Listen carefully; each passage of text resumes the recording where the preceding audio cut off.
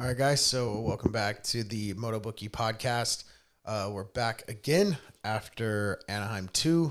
Awesome race. Was able to get out to the stadium and watch all the action. It was great. Fans were going nuts. Racing was one of the best races I've seen in a long time. Just kind of the back and forth throughout the night with multiple battles, whether the battle was up front, battles from 4 to 6, battles from 7 to 10. Just a great night of racing. So we'll go ahead and jump right into that here in a minute. Want to talk about a few different things that happened on the night. I think there's some interesting storylines there. Before we get going, just want to go ahead and say once again, thank you to all the users who have jumped onto the MotoBookie app. We are now close to 4,000 users on the app. So we're super stoked about that. I want to thank everybody for just getting in there and participating. We will be switching up the MotoBookie challenge. Those details will come out later today on the Instagram page. So not sure when this video is going to go up, but the results for the second prize giveaway will go up today, in addition to the details of the new MotoBookie challenges we will have going for the month of February. Also want to just address, have a lot of people inquiring about when we're going to go back to go live with real money wagering, and we're getting very close. We just want to polish out a few things on the app, make sure that, the cash out process for users is seamless and easy. So we're just kind of putting the final details on the real wagering, the real cash portion of the app. We're hoping to have it done by March. If everything goes well, we'll be back on board with doing both the fantasy as well as the real wagering with real money on the app. And by then we hope to have NASCAR on board as well. So we'll give you a couple more options of things you can wager on, and then you can play the fantasy and the real cash. So we're working on it, guys. So be patient, but it's in the works. Might as well throw it out there right now. Just want to say thanks again to the Buttery team, Connor, Ryder, all those dudes over at Buttery Films. They've also been helping me out along the way to get this thing promoted and get people on board. So I wanted to give them a quick shout out as usual. So we'll go ahead and jump right in. First off, the race of the night, hands down, no questions asked, was the Futures race. What a great race. I mean, the Cole Davies and Gavin Towers went toe-to-toe for the entire main event, went back and forth. I probably changed the lead position 5 or 6 times. They both rode really clean, didn't try to take each other out. You saw a lot of maturity with them racing up, in front of everybody else. They looked really good. I mean, not a lot of really out of control stuff. I do think, once again, I don't follow the Futures guys as closely as probably some of the other media in the sport. But I will say, I think it was an upset. From my understanding, the Gavin Towers, from the Star team, is supposed to kind of be the kid. And apparently this Cole Davies kid's just, I want to say he came out of nowhere. Obviously, he's been in the game for a while, or on the amateur radar. But judging by, I was sitting in kind of the Yamaha section. I bought my tickets, and everywhere, and all the seats around me were kind of reserved for people either with Yamaha or family members or team members, whatever. But it seemed as if this Gavin Towers was supposed to just clean up, and it was a great race. It really was. This kid on the gas just rode very well, kept his composure. They both went back and forth. And I would tell you that by far race of the night was the Futures race. So congratulations to them. It's really cool to see them develop that program. Obviously, shout out to Daniel Blair. I think he's the one that's working with this kid, and it's showing, whatever they're doing over there is working. But yeah, just big ups to those kids, giving them some TV time. Letting the crowd kind of get to know them. In my section, it was damn near a standing ovation when they got done, because the racing was that good. So congratulations to Cole Davies. Congratulations to Gavin Towers. I think the kid in third, Parker Ross, sorry, also rode very well. He was coming on towards the end. He really started reeling in the 2 front guys towards the end of the race. I think if that race goes another 3 or 4 laps, he probably gets Towers, and who knows if he moves on to get to that front guy. But he was coming on really strong, so that was super cool to just see that kid, kind of just, I don't know, he just got kind of a bad start, but worked his way through and just slowly reeled those guys in. So he looked really, really good. So shout outs to the Futures guys. Awesome race. Good for them. Good for their sponsors, you know, to see these kids and be able to kind of follow them now, not just from Loretta's, but to follow them kind of into the semi-pro ranks where they're on the same track, and you're looking at lap times and seeing how close would they be if they were running with, you know, in the 250 class. So congratulations to those guys and their teams. Moving on to the 250 race. The chef did it. You know, he looked great. He really did. You know, he went 1, 2, 3 for the overall. Really clean night. Looked really fast. Was able to pick his spots and really just, you know, ride his pace. Never any big oh shit moments. Nothing like that. He looked great. Second place, obviously RJ. Did really good in the first two, and then in that last one, just, you know, kind of not want to say fell apart, but just things couldn't come together. And I'm starting to have a little bit of concerns that I don't know that RJ can go the whole season. He had a few moments where it looked really scary, like he was on the verge of just completely throwing it away. And I don't know that, you know, obviously the heart and the passion is there, but I just don't know that over an entire series, to sustain that type of just aggressive riding, just really pushing it all the time, always on the limit. I just feel like eventually something's going to give out like it has in previous years. And I'm not picking RJ to win this title. At the beginning of the season, I would have told you, I think, you know, he's definitely the guy that's going to take this thing down. But I think the lack of consistency over the duration of the series is gonna pull RJ out of it. I hate to say that. Joe Shimoda finally kind of showed something. He went 9.32 for third overall. Later on in the video, I'll get into a little bit about what I think about the Honda HRC deal, but it ain't good. He can't get a start on that bike. He's not going to win a title this year. And then based on how things go next year, with you know, what coast Deegan rides, I'm kind of projecting what the future looks like. I don't see Joe Shimoda winning any championships on a 250, or a 450. Unfortunately, I think he's great for marketing. Obviously he's got the super agent in his corner, who's, you know, sold him very well, but the speed was definitely there. I can tell you right off the bat, he's not a contender ever for a championship because he's not aggressive enough. I don't think Shimoda has the eye of the tiger. I don't think he has the, I will send it. I mean, like RJ did in the mud. It was a failed attempt, but screw it, man. You got to try something.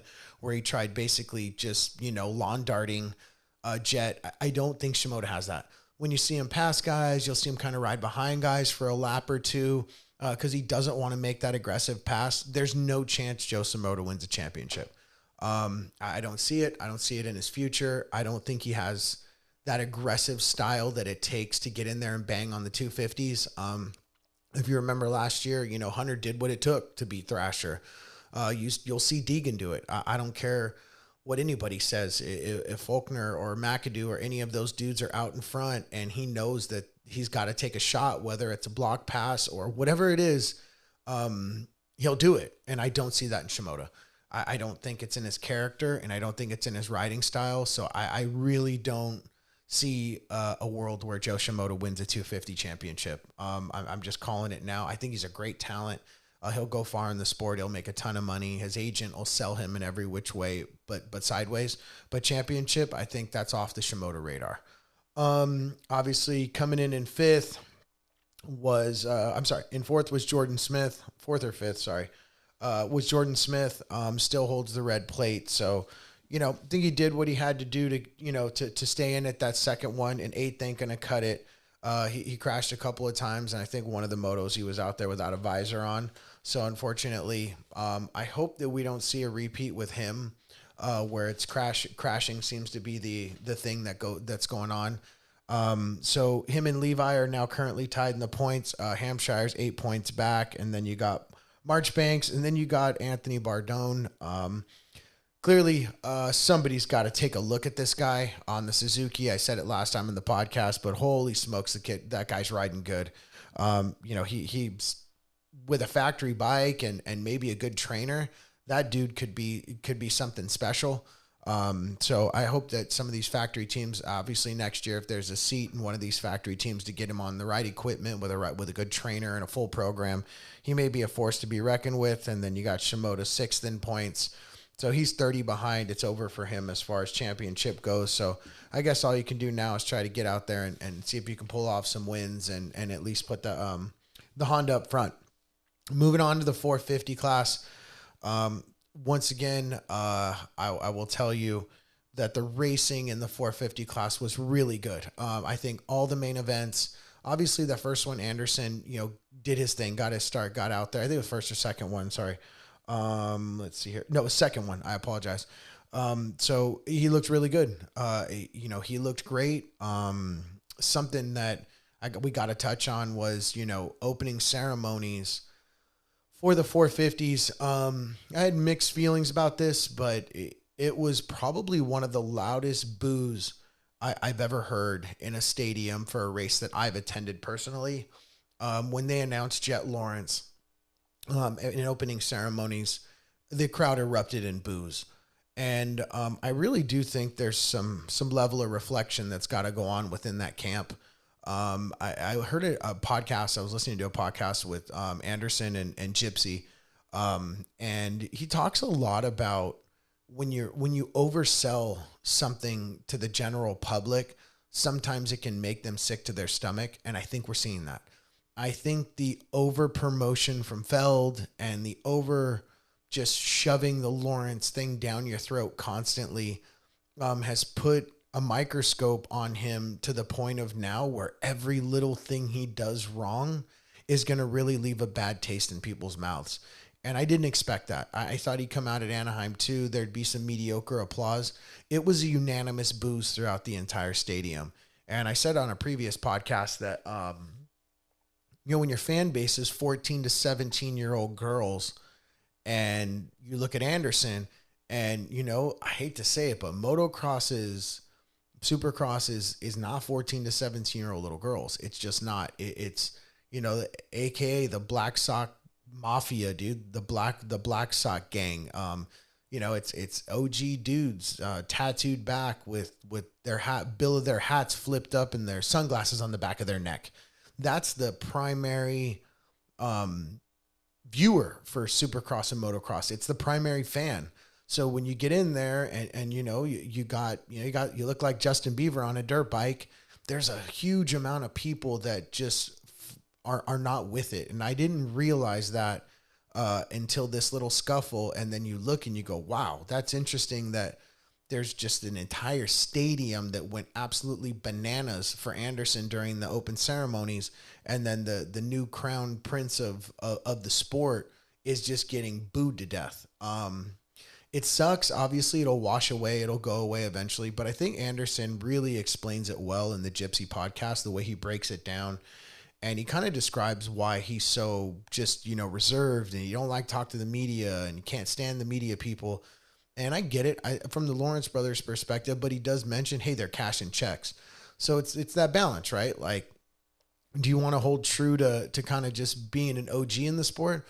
Or do you want to just sell out and play foosball with kids because they'll pay you $2,500 to sit in your fan zone? So it kind of just, how do you view it and how do you want to be perceived? And I think there's a little bit of retooling that needs to be done there. I don't know that arrogance in this sport sells, especially with your peers, especially when you're in the 450 class. Jett's got some problems. I think at one point, he did have the respect of all the riders. So when let's say he was coming through the pack, or he did look like he was a little bit faster.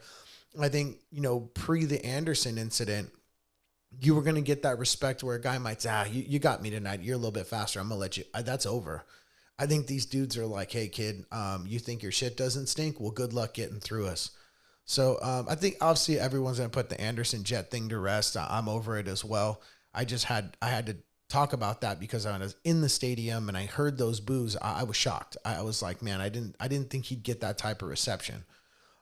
Back to the racing, Cooper Webb, I would say is officially the most dangerous person in this title hunt now. I think everybody knows from years past. He's gets stronger as the season goes on. He's only going to get more comfortable on that bike. I think Cooper Webb is definitely going to be the title favorite from right now. Sexton still looks like he's having some issues on the KTM. He doesn't look 100% comfortable. I don't see the lightning speed that he had on the Honda, and I'm sure that will come over time as he gets a little bit more comfortable. But I mean, as of right now, I'd have to say, obviously Chase is still well in the hunt. He's in it to win it still, as well as Jett Lawrence and Tomac. I mean, there's a bunch of guys that are right there. AP, I think it's a Cinderella story so far. I don't see it lasting the entire season, and I mean, not that I think AP is amazing. I would tell you right now, he's probably the current fan favorite. If you were to take a poll of Supercross fans, I think when they averaged it out, that Aaron Plessinger is going to be somebody who's probably in the top 2 or 3 most popular riders on earth right now. And good for him, man. I hope he gets paid. I hope he gets everything he deserves everything he has coming. But from the standpoint of, do I think he can maintain this over the next, whatever it is, 13 rounds that we have left?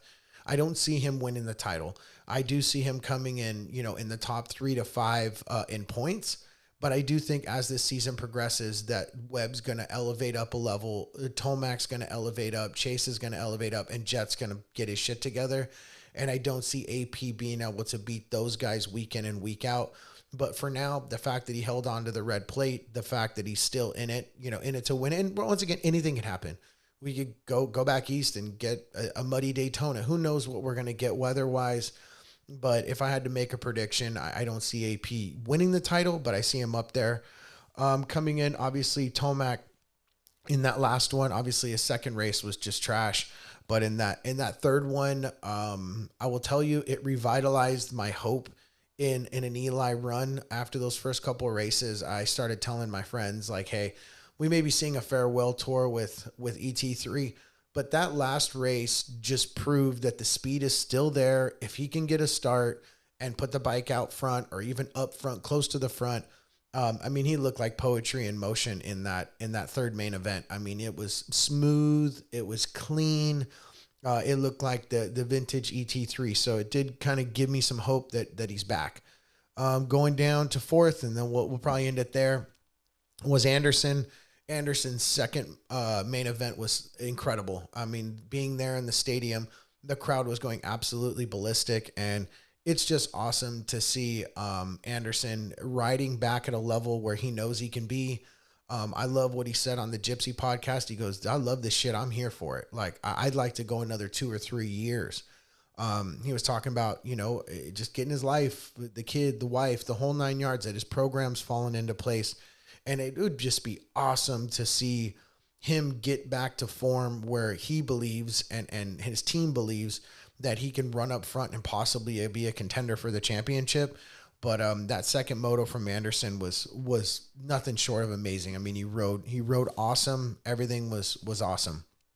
Moving down the list, obviously, Kenny had some issues. I think he went down in the second or third one. He went down in the first corner.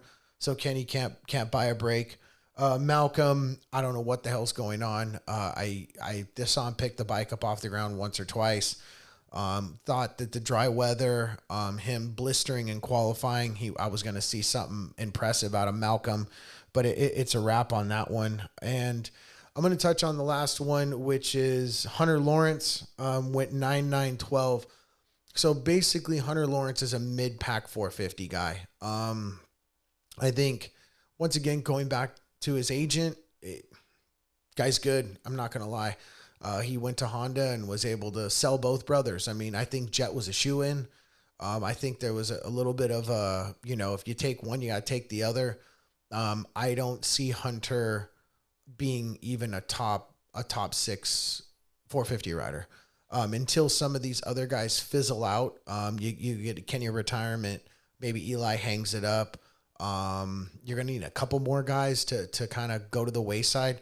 But I would say so far, this has been what I would consider to be a complete nightmare for HRC after 4 rounds.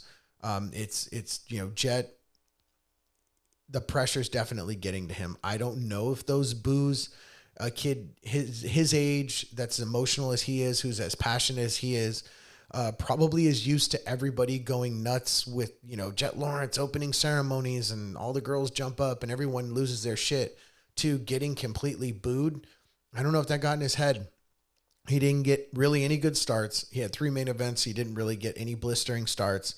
And then on the last lap, completely throws it away and weeds it up. So I don't know if the pressure, there may be too much pressure on him. The coming off a perfect season and, every single promo from Feld is a Jett Lawrence, Hunter Lawrence brother video. I don't know if all of that is hurting him. You're starting to see the veterans show why they're champions and how to handle that. And I think there's just too much on him. And it's been a nightmare for HRC. I mean, you go from being completely dominant in every which way but backwards. And now Shimoda can't even, dude, Shimoda's barely scraping up podiums. Jett's picking the bike up off the ground constantly. And Hunter can't break the top 7. So, little bit concerned. I think there's going to be some concerns. Jett's going to go on to do big things. And I don't see Hunter doing that. He doesn't look good on the bike. He doesn't look aggressive on the bike. He looks like he's out there riding mid-pack, getting passed by guys that shouldn't be beating him. I mean, they really shouldn't be beating him. I think Dylan would have beat him if he doesn't go down. If you look, I don't even know where he's at in the points. Give me a minute. He's not even on the sheet for the points. He's Jorge Prado is beating him in points. So it has been a disaster for him. So having said that, I'd like to see some sort of a turnaround here from Hunter to at least show that he's got something to prove in that class. Because if not, it's gonna be a long one for him.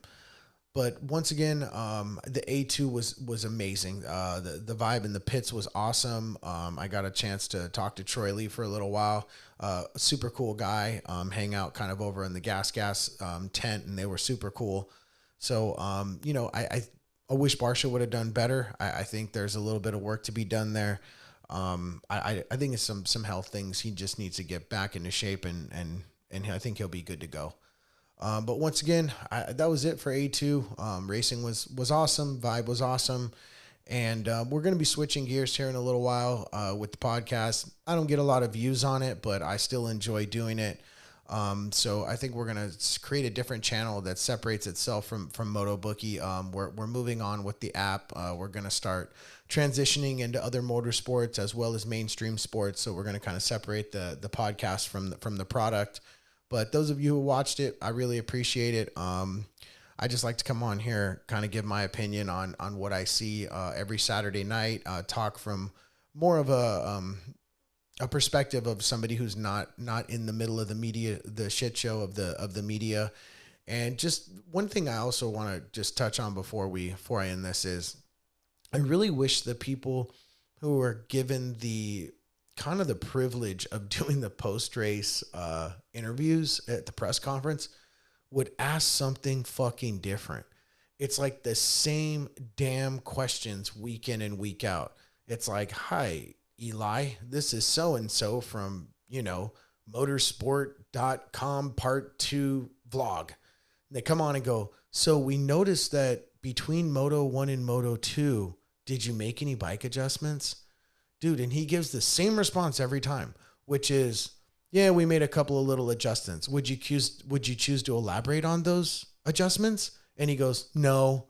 So I just, guys, you get these dudes in the room and ask the same questions. Cooper Webb's been asked the same. So Cooper Webb, how does it feel to be back on the Star team? You've asked that question 40 fucking times. Like, seriously, come out and ask something different. I don't even care if it's non-moto related.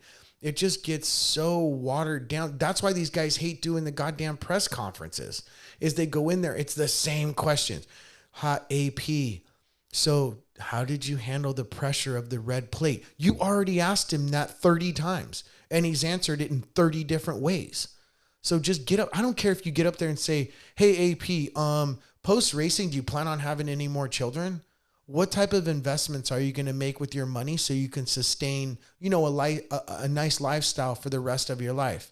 Do you plan on maybe getting into some GNCC racing afterwards just for fun? Or ask Cooper, hey, after having your first child, you plan on expanding your family after racing? Do you see yourself staying, in Florida or wherever he lives, in North Carolina, wherever he lives? Or do you think you'll move elsewhere with your family and kind of get a different view of life somewhere else? Like, why don't you guys ask them something different? It's the same stupid shit every single week. Every single week I listen to the press conference. Yeah, hi, Levi Kitchen. This is so-and-so from reporterjerkoff.com. How does it feel being on the PC bike now? You've already asked him that 40 goddamn times. So please, guys, like, Feld only gives so many of these passes out to whomever is willing to do whatever it takes, back to my no knee pad comments from the past, to get one of these passes. We'll at least take an opportunity to say something to these people that makes fucking sense. Like, don't ask the same. They're not going to tell you their suspension settings. They're not going to tell you what they did different during the week. Cooper's not going to tell you, oh, I tried this new technique on the bike. Maybe you should go tell all my competitors to try it too. So you ask questions that you're getting answers that are not genuine answers because they don't want to answer that shit. They're not going to give their inside secrets out. So take an opportunity to connect the viewers with the person. And that's the difference. That's why the best sport in the world is not as big as F1. It is not as big as NASCAR because the reporters in the industry ask the same dumb shit over and over. So the viewer never has a chance to connect with the rider personally, which will allow viewership and fans to grow. I got to be honest with you. Unless there's a big pool of people out there that really care about Eli Tomac, did he go 2 clicks in on his suspension, and did he, set up his sag different? What does it matter?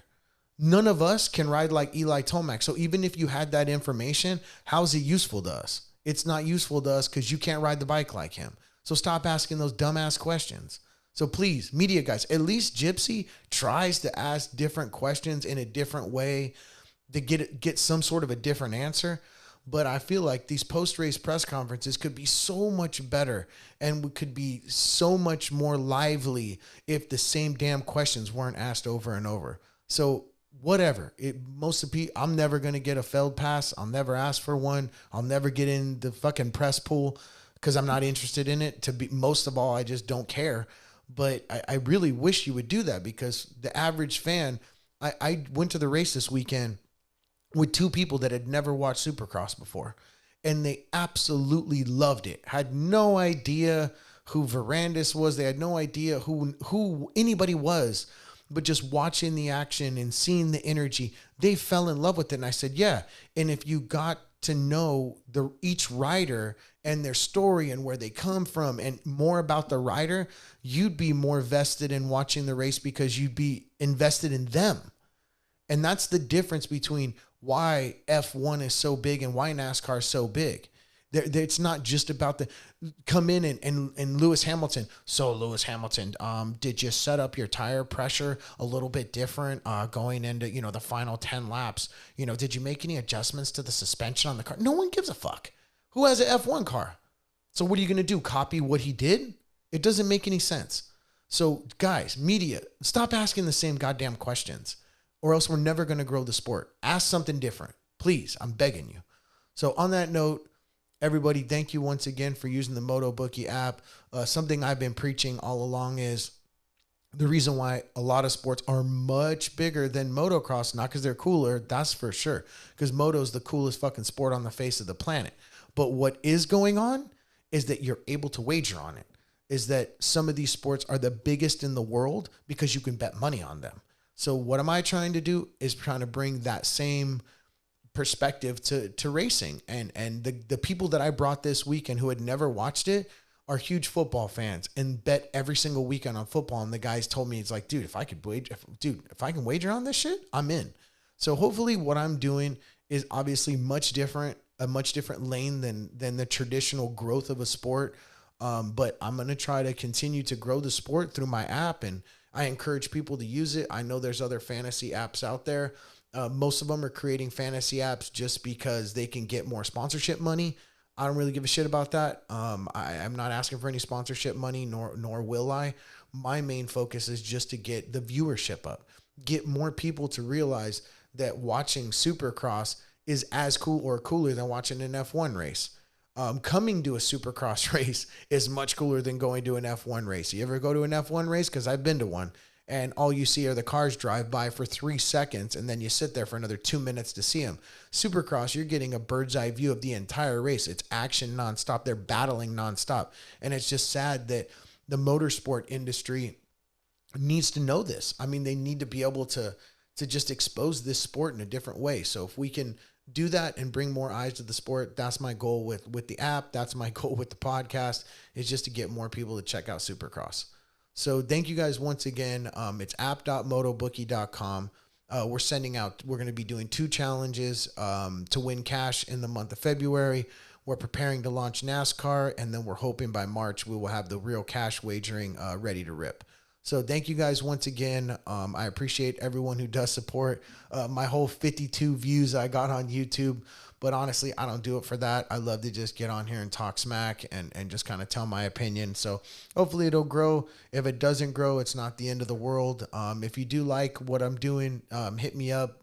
If you got a comment, if you want to come on, I'll welcome anybody. You don't need to be a rider. I mean, Obviously, I'd love to have riders on, but I'm not at that level yet. But if you're just an average bench racer and shit talking person, feel free to message me, dude. I'll plug you in here, and we can sit on here and debate and talk smack, do whatever you want.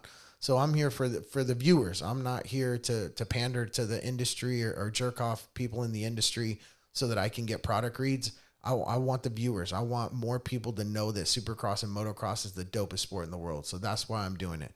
MotoBookie.com. Put your money where your mouth is. Check out the app, and we'll see you on the next one.